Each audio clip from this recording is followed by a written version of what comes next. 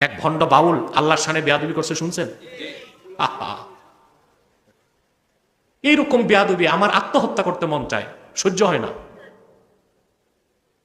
কিছু করতে পারি না, এই ব্যথায় আত্মহত্যা করতে মন চায়। যদি আমার আত্মহত্যা জায়েজ হইলে আমি আত্মহত্যা করতাম, কিন্তু আল্লাহ তার রাসূলের শানে বেয়াদবির কথাটা শুনতেও বেয়াদবির কোনো কথা আমার বরদাস্ত হয় না। এই ভণ্ড আবুল সরকার বাউল, এই বাউল নামের ফাউল জাহান নামের কুত্তাটা আমার আল্লাহর শানে যে বেয়াদবি করেছে, আমি তা মুখে উচ্চারণ করার সাহস রাখি না। আপনার তার ফাঁসি চান? আমরা তার ফাঁসি চাই। ভণ্ড ফরহাদ মজহার, ও আস্তিক কি নাস্তিক আমি জানি না, তবে ফরহাদ মজহার মুসলমান না, কাফের। সে হুমকি দেয়, আবুল রে গ্রেফতার করা মানে আমাকে গ্রেফতার করা। বেটা ফরহাদ, তুমি কোন বাংলাদেশে? তোমারে গ্রেফতার করলে কে কি করবে বাংলাদেশে? বাড়াবাড়ি ছেড়ে দাও। ভণ্ড বুদ্ধিজীবী ফরহাদ মজহার, তৌহিদি জনতা তোমাকেও রাজপথে পেলে কোদাল দিয়া দাড়িগুলো চাইছা জুতা পেটা করে বাংলাদেশ থেকে বের করে দিবে তোমাকে। বলে আবুল জুলাই আন্দোলনে আমাদের পক্ষে ছিল, জুলাই আন্দোলনের পক্ষে ছিল, তো ছিল তো সমস্যা কি? জুলাই আন্দোলন কি করে সব মুসলমান হয়ে গেছে? আন্দোলন করতে এখন থেকে দেশ বিক্রির ব্যবস্থা হয়েছে।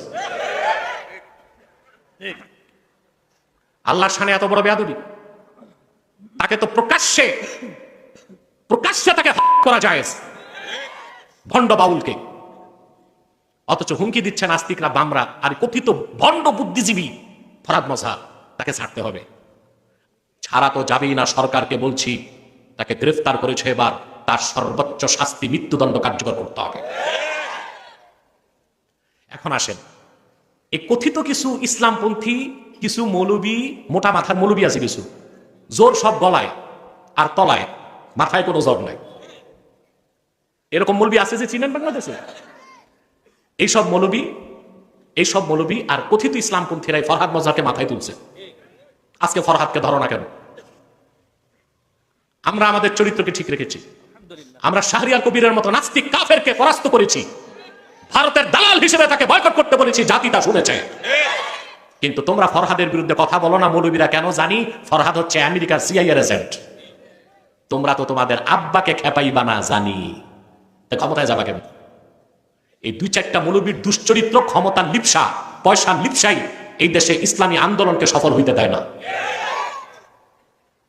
সম্মানিত শুধু বুদ্ধিজীবী, ভালো ইমানদার বুদ্ধিজীবীকে আমরা পৃষ্ঠপোষকতা করি।